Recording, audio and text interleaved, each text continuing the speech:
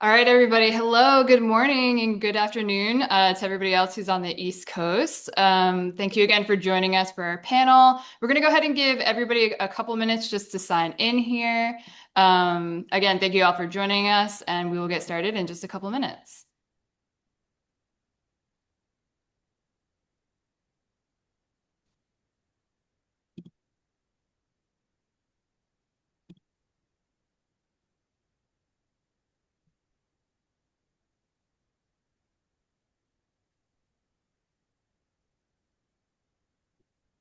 All right, as everybody's coming in, we do have some polls for you to interact with while we're waiting. Go ahead and check those out. We will be reading some of the polls throughout the panel today.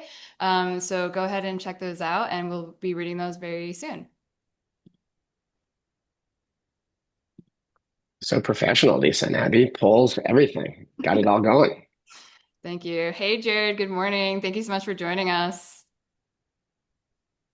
Yes, so we do have attendees muted for now. We're just going to keep it on the panelists, but we do have the the Q&A section. So go ahead and drop your questions there, and we will be answering questions throughout or actually, we'll wait till the end to answer the questions, but go ahead and drop them in whenever you're ready. Okay, we'll give it one more minute for people to come in, and then we'll go ahead and get started. This is your last chance to pour your cup of coffee before we get started. So go ahead and do that.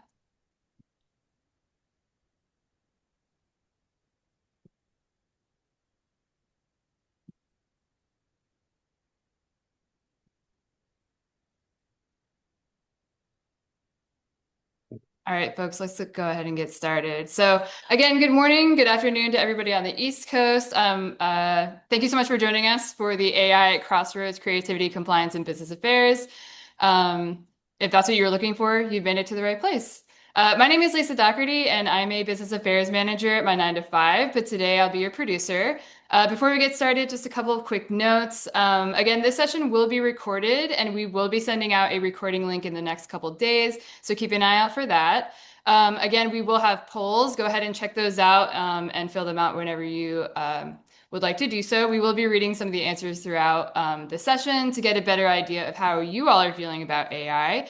And this morning, it seems like we are feeling excited about AI. 38% of us are excited. Again, keep interacting with those polls so we can see how you guys are feeling and where we're at with AI today. Again, questions, Q&A feature. We'll answer some questions at the end. And again, AI is a topic that everyone is trying to get a handle on, and this panel brings together industry thought leaders across business affairs, creative, and production to help us navigate this new territory.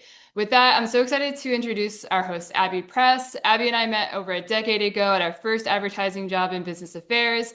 We worked with the legend, Kathy Brooks. So just wanted to give her a shout out because she was such a great mentor to us. To know Abby is to know that she's always been an early adopter. She's always tinkering with up and coming tools and platforms, especially in her music. It's been such an honor to reconnect with her the last few weeks to discuss AI and to bring this panel together for you today. So let's go ahead and kick things off. Introduce our panelists. Abby, the floor is yours. Hi everyone, I'm Abby Press. I'm the Global Lead Business Affairs Manager at Uber, and I'm thrilled to be hosting this conversation today. For the last 15 years, the perspective I've brought to my work has always been shaped by both the business side and the creative side, because I'm also a lifelong musician and performer. I recently decided to call this my Double Helix, the constant interplay between creativity and compliance.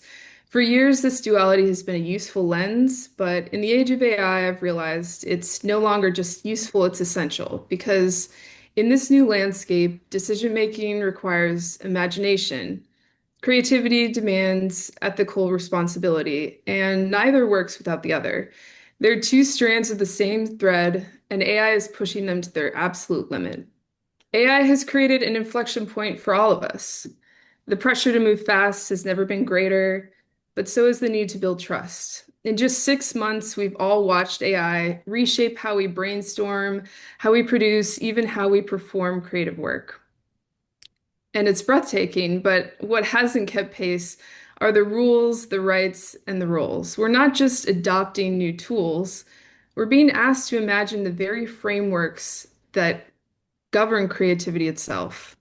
So a couple months ago, I started asking some hard questions, like what does it mean for our industry if AI can do in minutes what used to take weeks? And if AI is rewriting the creative process where briefs become prompts, agencies evolve into algorithms, and marketers become curators, and what role should all of us play in leading through it? The response has been overwhelming, and the message is clear. We need more spaces like this, spaces where the promise of AI meets the realities of compliance, where ethics are not an afterthought, where we can protect the integrity of our ideas while still unlocking new frontiers. That's what today is about. And it's why I believe business affairs has never been more essential. We're the connective tissue between creativity and compliance. Our mission has always been to translate big ideas into reality. And today, the big idea is helping define the future of AI itself.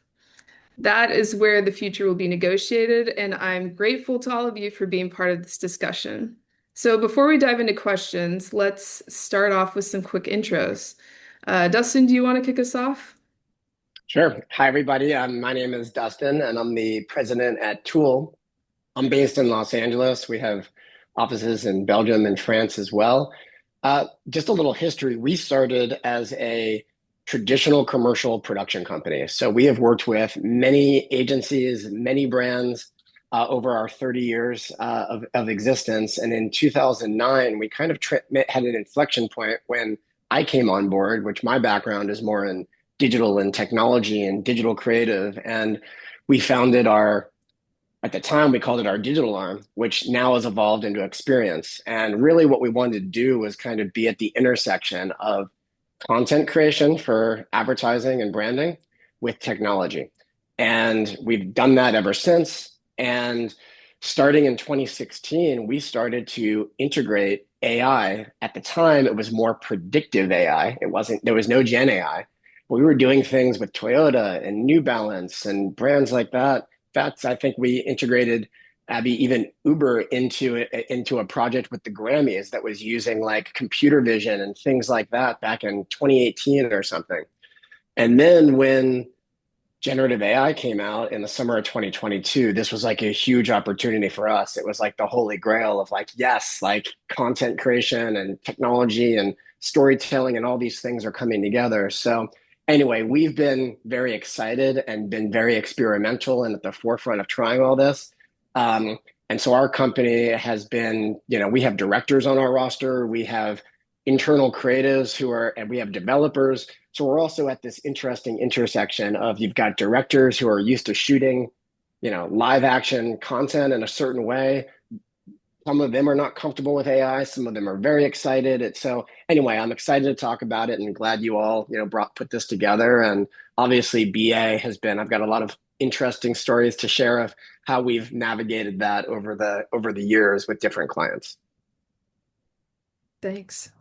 Anastasia, do you want to go? Sure. Hi, I'm Anastasia. I'm an associate creative director or director at Amazon. I currently work at the Brand Innovations Lab, focusing on Prime Video sponsorship. So working with brands that want to create co-branded, integrated campaigns with Prime Video properties across the Amazon canvas. So it's been a really interesting place to continue to grow creatively. I come originally from the agency world, working in agencies in New York and LA, made the transition, spent some time in production companies and then in-house at various CPG brands and tech brands. And I'm also very excited about AI. I use it obviously as it's been unfolding and developing in tools daily. It's literally impossible to keep up, but I have just seen such an exponential growth in creativity and productivity that I am like championing it any opportunity I can. And I'm very excited to be on the panel today to talk about it. And Scott. Yes, I'm Scott Terry, the Director of Business Affairs and Talent I'll try to say it with the Swedish pronunciation, Forsman Bodenfors. Our office is in New York. I'm based out of Chicago. I've been basically following the Gen AI explosion for the past few years in terms of the business affairs and legal front. But also recently I've been experimenting with Gen AI myself to see what programs and content it can create. And then, looking at the looking at it from a creative side, but also from a business affairs side.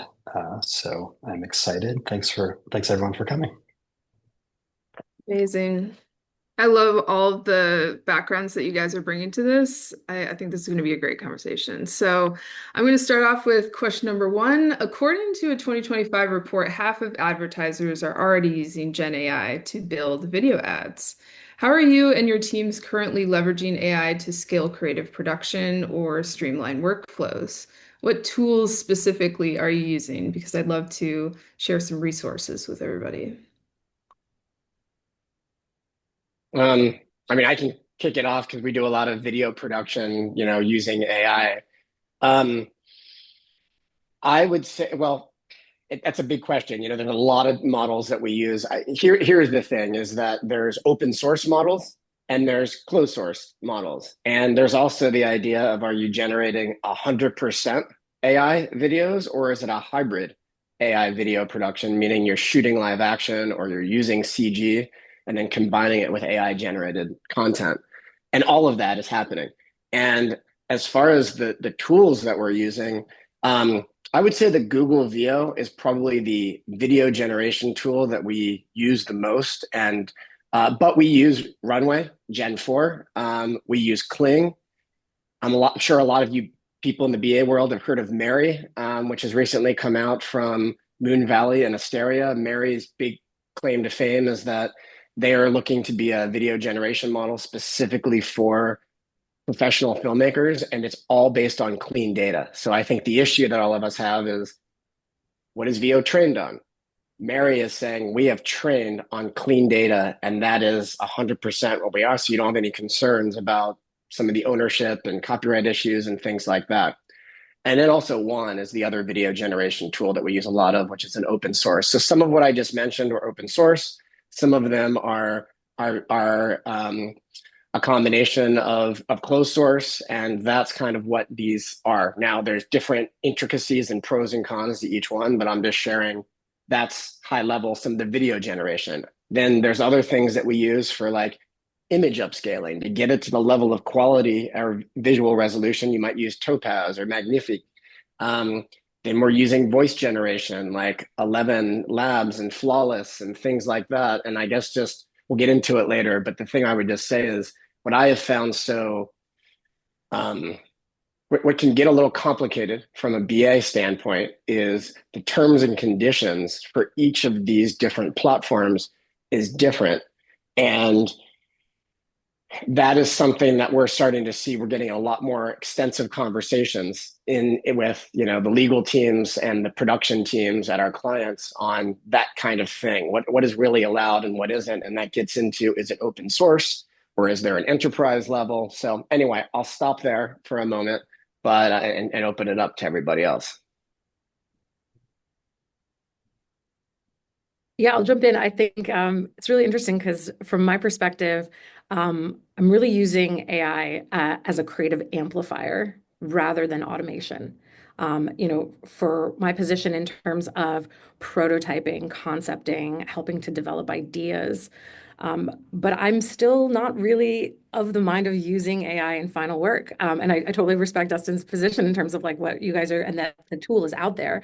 But from a creative perspective, if I'm working on creating a campaign, it's still to shoot it practically, if possible, as much as possible. And so the majority of the tools I'm using are predominantly for creative development, prototyping, concept development, presenting, and then in the post-production process. But sort of in the middle, we're still trying to push as much as we can into using human talent. So, I will use pretty much all of the tools that are available to me. So I think chat is still my probably most heavily used in terms of deep research. Like when you think about getting an RFP or a brief from a client, oftentimes there isn't enough information to really get a juicy idea from it. So I'm using it as a strategist and doing a deep dive into, what this demographics, like what their behaviors are, what other brands are doing in the competitive market. And then obviously as a creative partner, whether it's concepting itself, the writing, or end up, prototyping what the final output could be. And then lastly,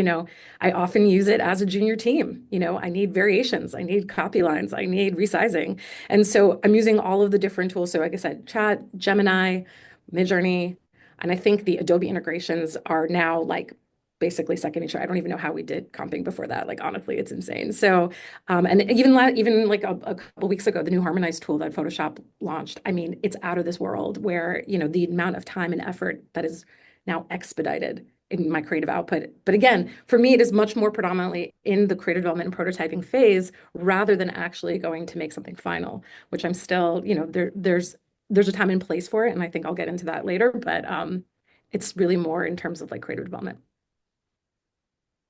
Hey, Anastasia, I totally agree. Like we're kind of more on your side in terms of the front end, the research strategy, uh, doing presentations for clients, etc.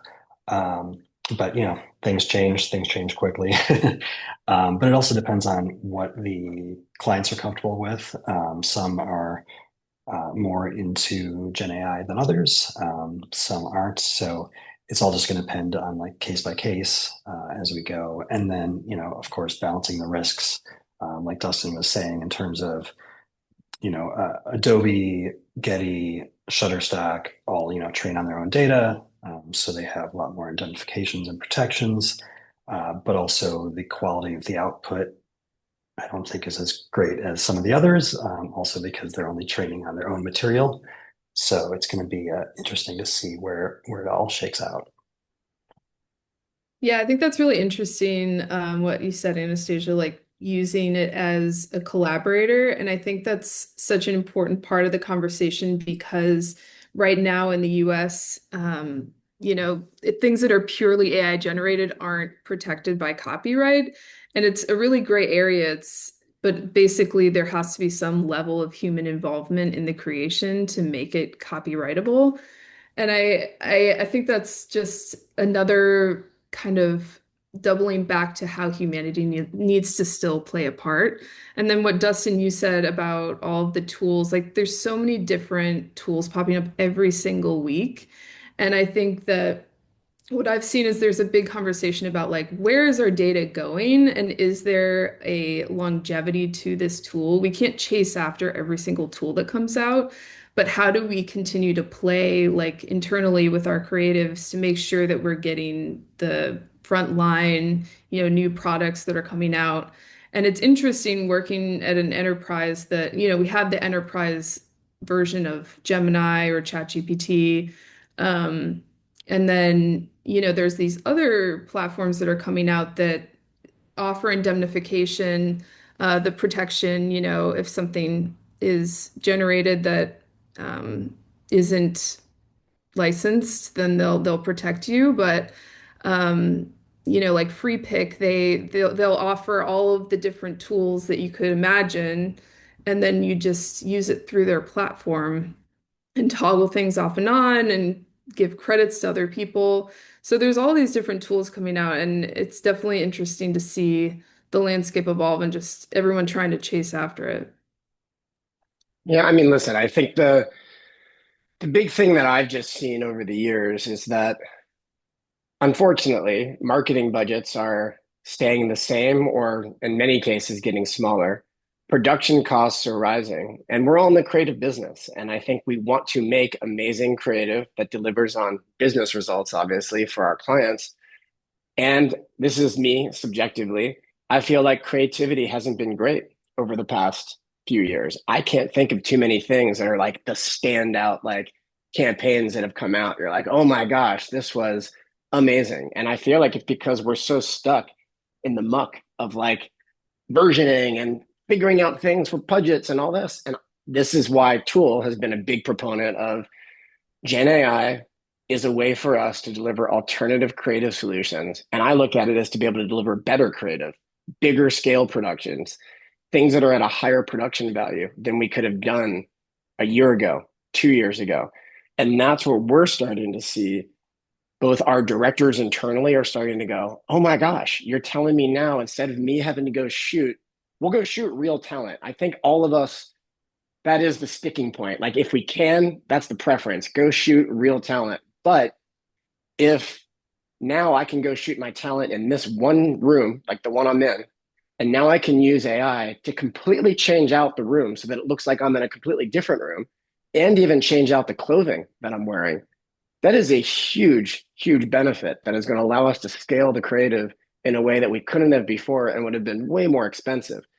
So I think that's where we're seeing a lot of like immediate, opportunities. That's just from like a production design, and opportunity. But I don't know. We're starting to see a huge transition where a lot of clients are now. I'm sure all of you are sick of hearing this, but the CEO or whomever saying, "Just use AI," and everybody's like, "Well, how do you want to use AI?" There's so many different ways, like the ways Anastasia and Scott, you were talking about it, and the way I'm talking about it.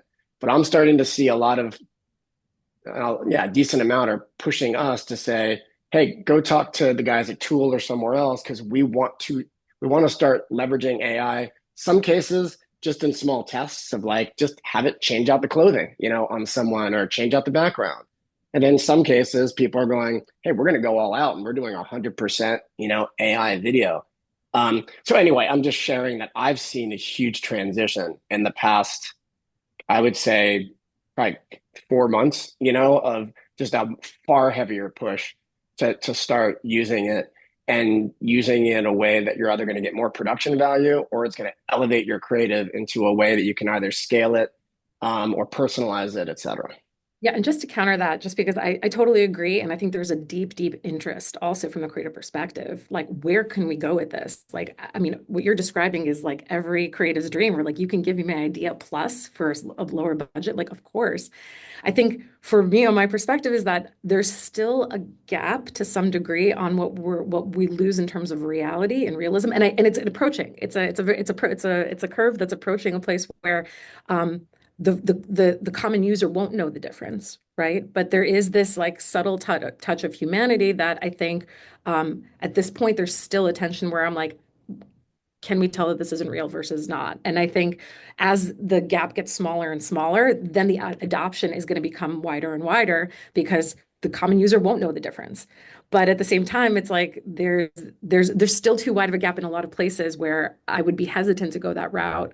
But I know, again, as the models are getting even faster and better, I mean, it'll be in what, 2 months, 3 months, maybe 6 months before we're going to be really like, okay, this is super real. And I'm not really concerned about it looking super fake. And it doesn't compromise what you're describing as like the human element, which is like the actual performance of the talent, what they're actually saying, their voice that they're, if we're talking about the color of the scene behind them or things like that, which I think it's a scale, right? There's like a scale of like what we'll tolerate as fake, right? As creatives and as viewers.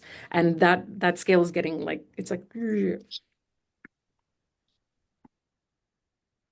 One of the things that I'm thinking about for as far as business affairs is that, with a regular script or storyboard, we're looking at the beginning for any flags for issues. Now it's going to be more on the back end when we see what's actually output from the Gen AI to, look like Dustin was saying with the background behind him.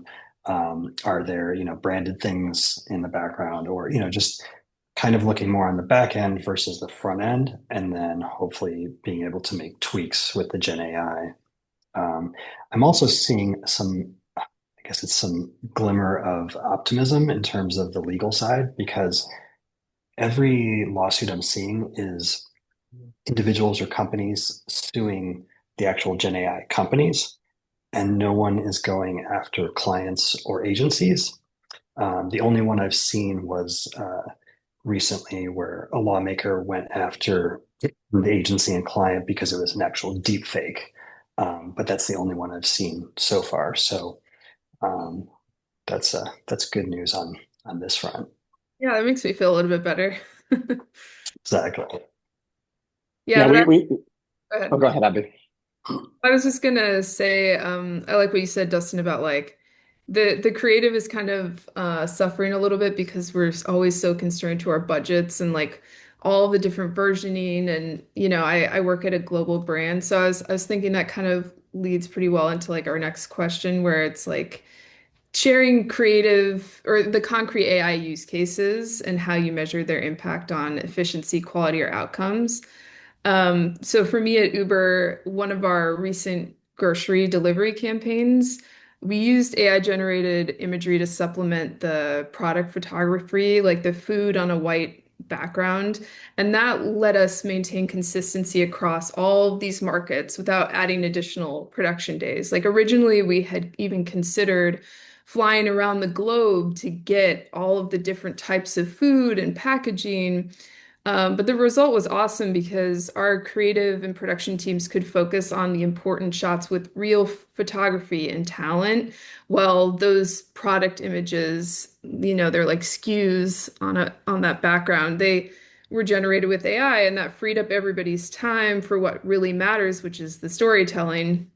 And I think what excites me even more is like how quickly AI is becoming a strategic tool, not just the production shortcut. Because like Anastasia said earlier, it helps us iterate ideas faster on briefs. Other times, maybe it's about that translation, which is adapting a concept from one market to another without diluting the message. And I think if it's integrated thoughtfully, it doesn't have to reduce friction only. It can actually open up creative options we haven't thought of before. So faster timelines, yes, but hopefully also better, bolder work or like scale without sacrifice. So I don't know, Anastasia, what kind of outcomes are you seeing from AI in your work? Are you seeing like anybody measuring time savings or budget impacts? Like, I think that the measurement part of it is something that's a lot of people are still trying to figure out. Yeah, I mean, personally, as an art director, and on our team, we often don't have enough writers. And so I'm now using large language models, able to basically take on the role of a writer and entirely carry several campaigns without another person. So we're talking about the output of two people in one. But I think one very specific example was I worked on a flower delivery brand and created they have very little budgets for what they were creating and using a lot of imagery for their ads, creating like different iterations of it. And this was right when the generative fill tool was launched in Photoshop, and I created a concept using stock imagery. The concept being like, you're never alone with a mother's love, and so taking a stock photo of a woman and a child and removing the mother from the shot, and it's just a kid, and then laying it out into a timeline where we start with the child and the mom fades in. And we keep doing that over and over again. So it was like a really simple concept that didn't alter the humanity in the sense of like creating a person or altering their arms or their bodies, but creating like a visual language and a treatment in using existing imagery. And I mean, it was a third of the budget. It took 50% of the time. I mean, I think to Dustin's point, you cannot argue with the hard data in terms of the fact that it's faster, cheaper, and it looked amazing. I mean, it's sold in the room. I made a proof of concept rough cut in Premiere where there's a track, and I mean, there were tears and it was sold. Aside from the product end card, it was like, this is ready to go. So I think when you're seeing that, it's hard to argue that this is like an incredible tool that's increasing productivity, reducing costs, and increasing creativity. So, Yeah, and I can just say super high level that we've seen across a lot of different clients that we've worked with, like a 30 to 60% savings in either budget and or time. And I want to be clear, I think all of us are not looking to all of a sudden go from, let's just call it a modest to crappy budget that we're all seeing now to now, oh yeah, let's just cut that in half. I think the hope and for our industry is that we're seeing the same budget, but now it's like creativity and production plus. Now it's like, oh, to your point, Anastasia, now Anastasia, we can deliver on your creative concept that before would have cost us 2 times, 30% more, 60% more. Now we can do it with that same budget that you're giving us. I think that's my hope, for the industry. It doesn't become, oh, now we're even cutting back even more, and now we're going to do less and still ask for all these deliverables. I think that would be a bad place for our industry to be going. I mean, I'm afraid it might go that way, but Yeah, let's try to keep the yeah. But yeah, I mean, anyway, I know we got to jump into the others, but yeah, I could at some point I could share some examples of ways that we've done it with Land Rover and Starburst and Under Armour and others of how we've used AI, for actual, consumer facing campaigns. Scott, do you have anything to add? Otherwise, we can jump into ethics. Let's keep going. All right.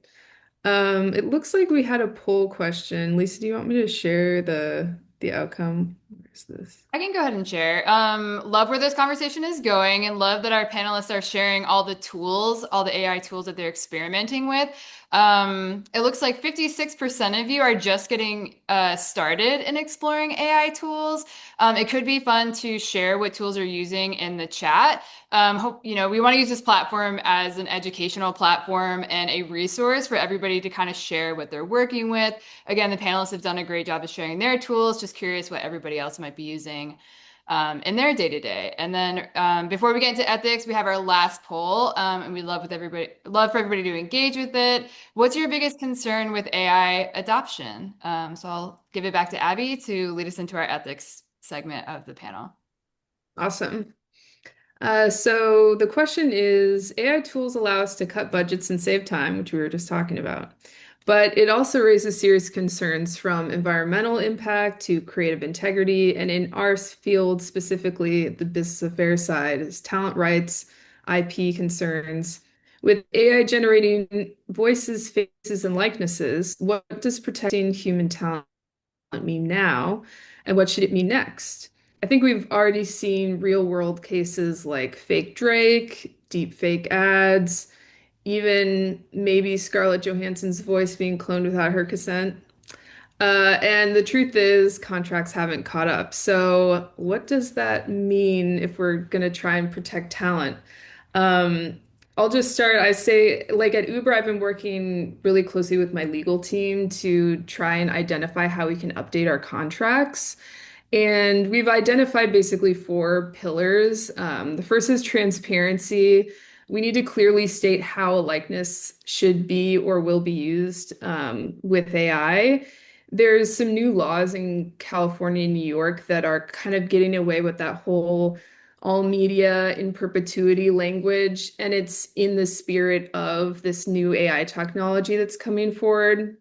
Basically, we want to protect the idea, like with AI, you could use it for anything.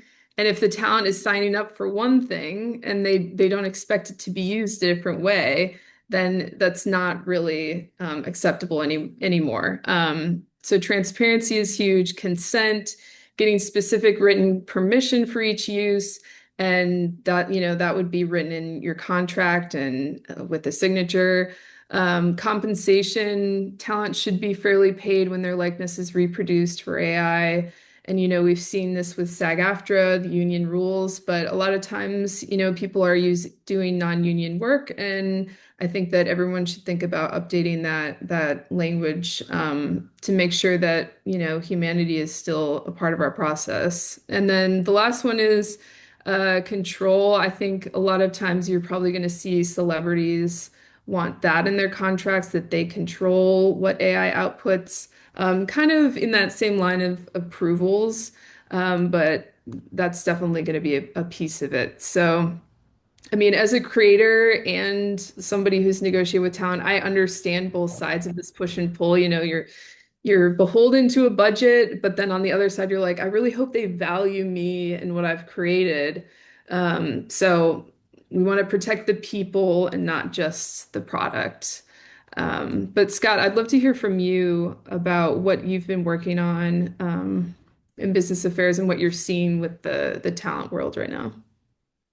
Yeah, so obviously, like you said, with the SAG after the new contract, they've put in some guardrails and rates and all that for using performers' images or creating Gen AI out of talent out of thin air. So they are thinking about it on that end. And so, yes, like you said, agencies that are non-union should definitely be thinking about that as well, so that they can still fairly compensate the performers for any future usage based off their likeness. I've been updating our purchase orders and production contracts, to say that if a vendor is going to use Gen AI in their work, that they at least need to like notify us so that we can talk about it and and figure out if we're all good to move forward with it. So yeah, it's those protections, and like Dustin said, it's a tool, right? So we're not trying to, I don't think, replace people, replace jobs. Still trying to hold on to those for talent, for people working at production companies, post houses, so that I mean, as we know, the budgets are getting smaller, tighter, but if we can keep going as a tool rather than replacement, I think that would be the best move moving forward. Can I just add something to what you all are talking about? Like the thing that I keep trying to have conversations with the legal teams at some of our clients is let's use our common sense and experience that we all have in creative and production. And we've all been doing this for a long time. If you had shot a commercial and there was a Drake lookalike in that commercial and you tried to sell that commercial as if that's Drake, you would never do that because that is just that's just false advertising. The same way that I think that the worst of the worst, where people are using deep fakes and things like that without getting Drake's permission, these are bad actors who are just they should not be. We shouldn't. In my opinion, I'm not worried about them. I'm worried about people like the people on our call who we're going to do things responsibly. First and foremost, you have to get permission and have that transparency with your talent. And that is something we've all done for, even if you look at like how you negotiate with a composer, you negotiate with them, you get the rights for, creating the piece of music, and then you negotiate some kind of like rights to use it on an ongoing basis. I think it's somewhat similar in how we're trying to negotiate with talent, be it from music or real talent actors that you want to use in AI. And we've had success with this. So I think that this is something that, we all just need to use some of our production, know-how, and not, I find that people they hear AI and they immediately go to this like terrible space. And it's like, no, take a step back. There are so many things that it's very similar to. It is a new way. It's a new movement of how we can use it. But I hope that we just use common sense in all of this before we say no, Yeah, I totally agree. We're a little bit in the Wild West period of this new tech, right? We're in the forefront, and everyone, and what I've come to see in the past when it was like, say, CG or social media, right? We're always pushing up against the boundaries of like what is acceptable, what is going to be the new standard when it comes to negotiating. And that's what you're describing. We're like, now there's going to be clauses where we're all going to build into these contracts that, we're not trying to replicate this person artificially. We want to pay them accurately for their time and their likeness, but also have the flexibility to use these tools with it. I think we are just in an adaptive period of understanding the capabilities of these super powerful tools that we're all beginning to use regularly, and how to safeguard the human talent that is the core of this industry, right? The faces, the voices, the musicians, the artists, like that's what makes advertising so memorable. It's the human quality of it. And so we shouldn't be afraid to engage with them, but they have to be protected in a safe way so that, like, again, like people get the compensation and protection that in any other way, like Dustin described, in any other media that would be used. So I think we'll get there. Well, Yeah, but I also think that we don't have to wait for and this is my opinion, some big, court case to tell us. Like, we all are experienced people. Just go do it. Like, don't be held back. Like, go do it. If you keep holding back and you're one of the companies, and I respect it if you are, if you're one of the companies, it's like, oh, we gotta wait. We have our AI task force and we have this. It's like, in my opinion, you're being left behind. Like, we are doing this with many different brands and many different agencies, and there are solutions to be had right now. And I do want to say one other thing.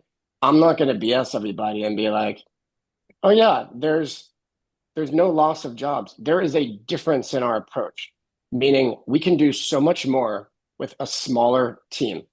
So what does that mean? When we're going now, if you're reducing shoot days from, something that would have taken 3 days to 1 day, it's less crew. If you're working on certain types of visual effect shots and things, these are things that might have taken weeks before with a team of 20 people. And now it might take 3 people to do that, and you do it in a week. It's just a different way. You can also look at it and go, well, now we can produce way more creative and way more output. And so now teams of 3 people are now able to do so much more. And I just want to see that's what I'm seeing.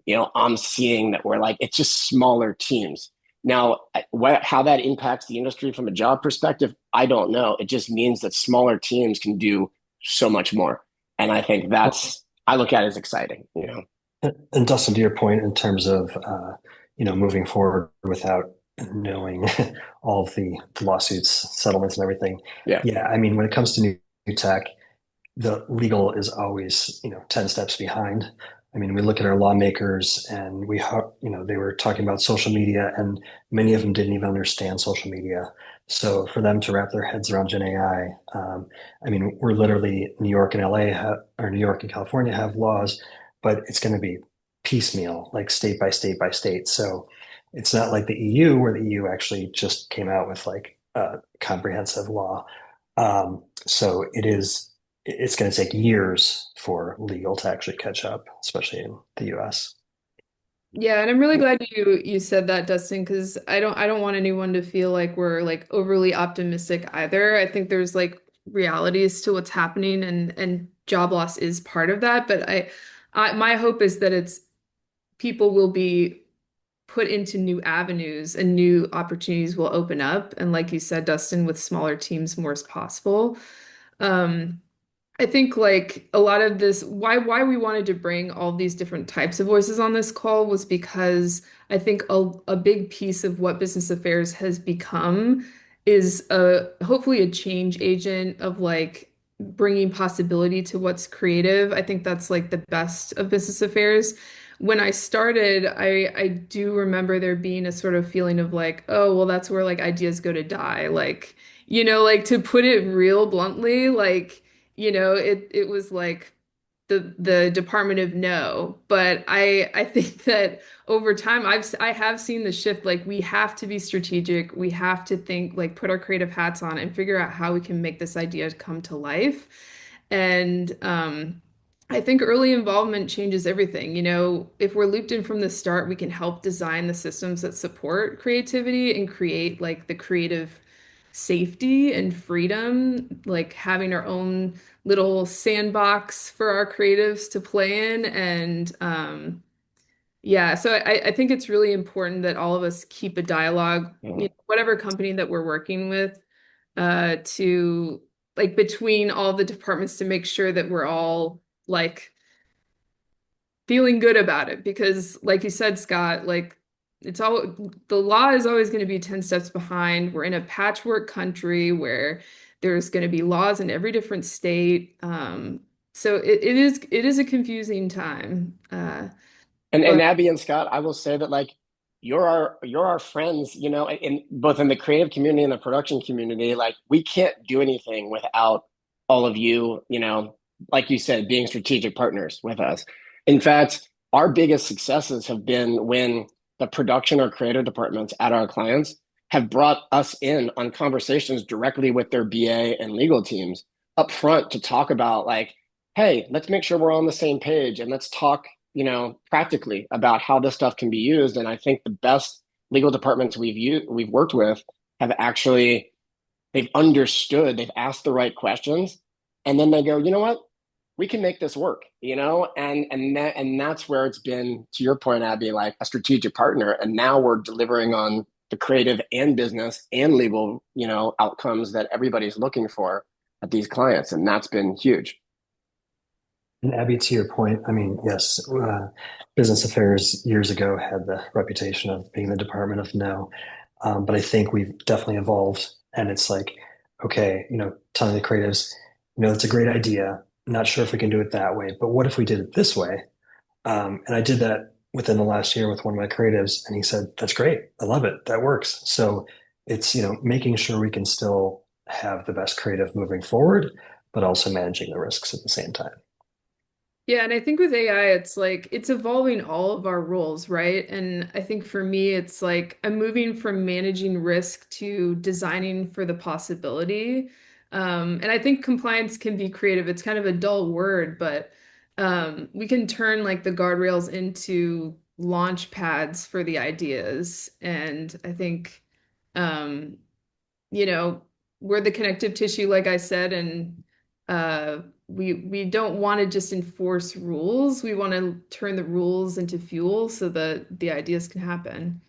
But Scott, maybe you can speak more into like the strategic advantage that we can create. Like, how do you think business affairs can define that advantage at the intersection of AI, creativity, and legal so that we turn compliance into a competitive advantage? Yeah, I mean, I think it's, because we know the law is going to always be behind and it's going to be patchwork. It's just, looking at the software being used, seeing if they have some indemnifications. If they don't, looking at, like I was saying, there's only been one case that I've seen where the agency and client have been sued directly. So then thinking about those outcomes. Maybe it's an indemnification with your clients if they're comfortable with that as well. So, trying to patch it together so that people feel comfortable, but we also make sure we get the best creative moving forward. Awesome. Lisa, do you want to read the results of our last poll? Sure do. Okay, so the last poll was, what was your biggest concern about AI adoption? And the number one selection from everybody was ethical risks, followed by lack of clarity around compliant tools. Yeah, again, this is a hot topic, big feelings around it, and I really love, the unified message from everybody, from the panelists, even to our audiences. Ethical AI use is up to each and every one of us using it. So again, I really appreciate the passion and the energy that everybody has around this, and again, the unified message and effort that we're all putting into these new tools that we are undoubtedly going to be using moving forward. So we are going to move into our last segment of the panel. So I do just want to remind everybody, go ahead and drop your questions into the Q&A feature. We'll answer as many of them as we can as we get to the end. And then Abby, back to you for our final segment. Cool. So yeah, this segment's all about like looking ahead. Where do we go from here? Like I mentioned, I think all of our roles have to evolve with AI. So the question is, how do you see your own role evolving with AI?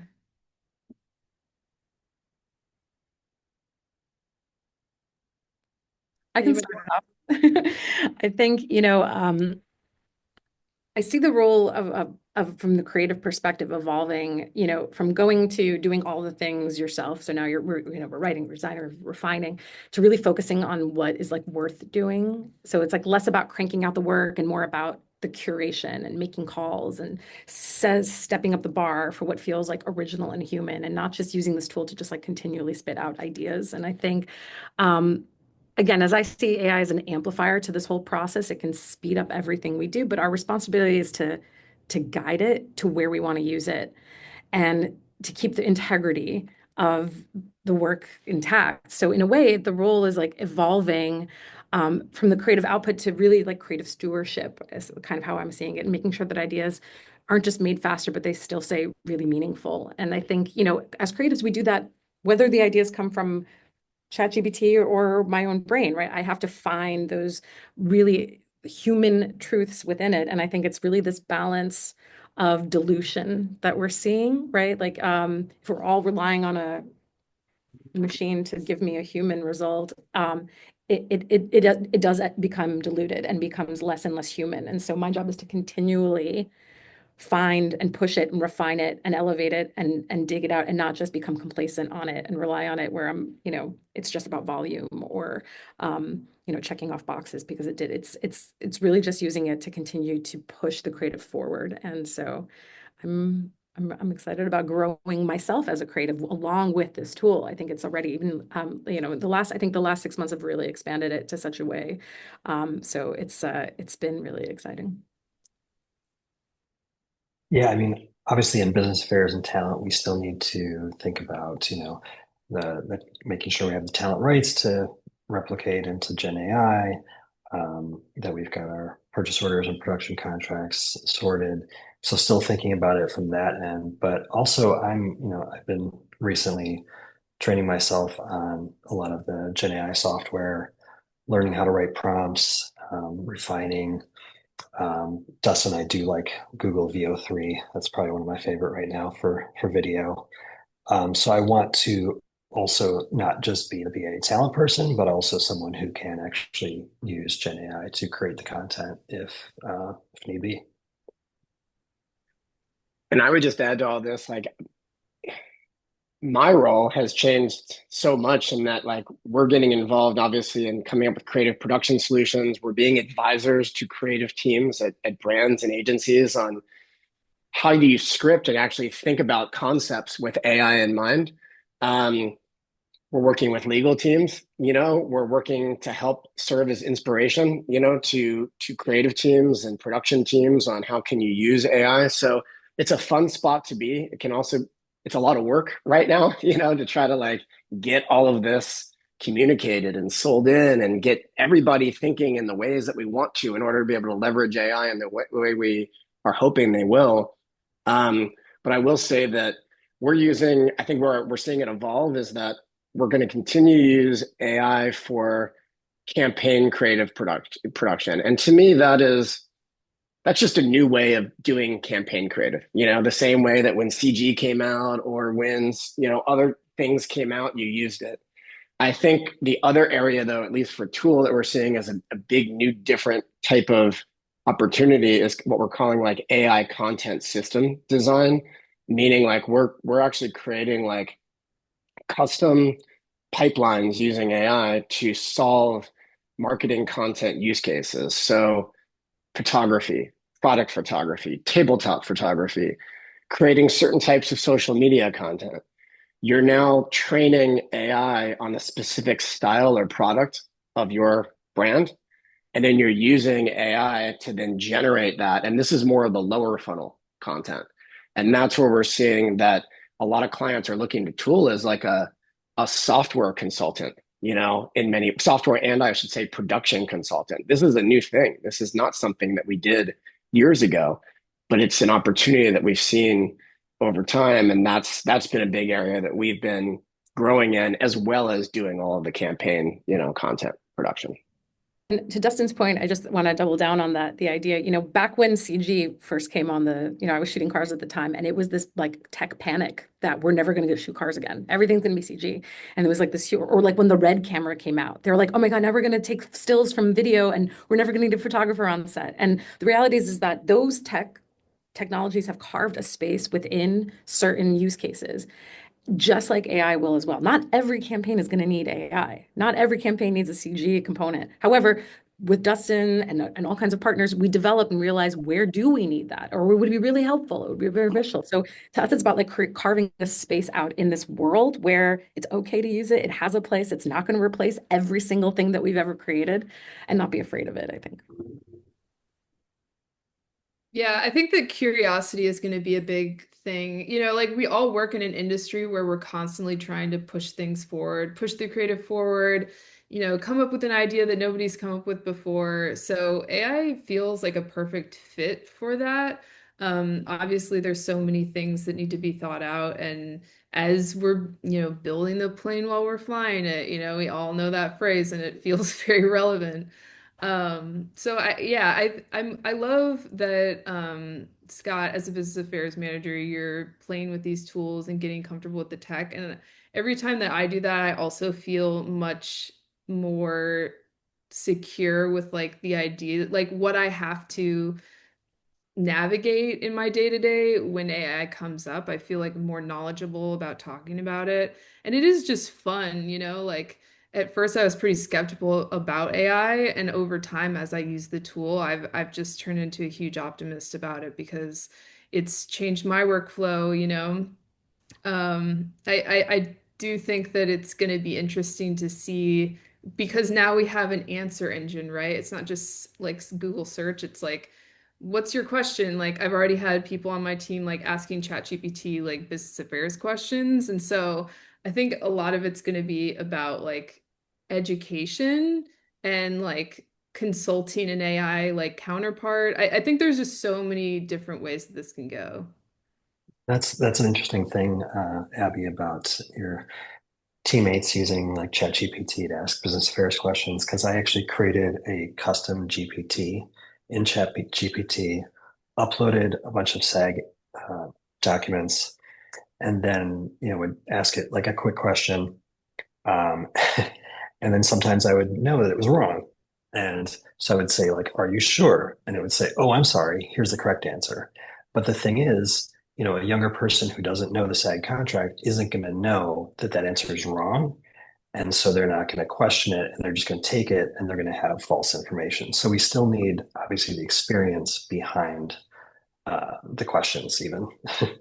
Yeah, and that's where mentorship I think is gonna play a huge role too. So I just want to create more spaces like this so we can all like share information and keep the education flowing. Um, Lisa, I think we're close to wrap, right? Yeah, we've got about 3 minutes, so I feel like maybe we could do like one question from the group, and then I know we have a little bit of messaging before we close out. So thank you again, everybody, for asking your questions. There's a lot of questions around this topic, and we're hoping to host some more of these virtual panels moving forward, so stay tuned for that. But one question here, how will the creative dynamic between agency creatives and AI directors differ/evolve from working with live action directors? I think this is an interesting question because we're hearing a lot about not just directors having the mentality of like being able to prompt, but I'm just interested to see what the panel has to say about this because we all kind of have to be directors if we want to be good at prompts. So I'm just curious what the panel has to say for that question. I mean, we represent both live action directors who have obviously always shot traditional live action, but have also, some of them have done hybrid and worked with our AI team. Some of them prompt, some of them work just as if it's like a visual effects project where they will just oversee our AI team just generating the images, and they will just say, yeah, that works or it doesn't. Our AI directors, some come from a filmmaking background, but a lot of them are just, they come from all sorts of different backgrounds. One of them is like a stand-up comic. And I guess what I would say as far as the process goes, I would say traditional filmmakers come more from a process of understanding storytelling through video, and understand pacing and framing and lighting and all of that sort of stuff, and obviously performance. AI directors are, some of them come from a filmmaking background, so I think the better ones have that background and they can do it. Other ones are just able, it just depends what you're looking for, and there's different things. I think the process that I've seen though is still the same with working with creatives. You're still going to collaborate, you're still going to have rounds of review. But again, I think it's more the storytelling aspect. That's where the best AI directors coming out right now have that. They're not just great visualists. If you're just creating visual montage, we've seen it, been there, nobody cares anymore. Can you deliver a brand story or a short story and deliver great visuals? That's the best people.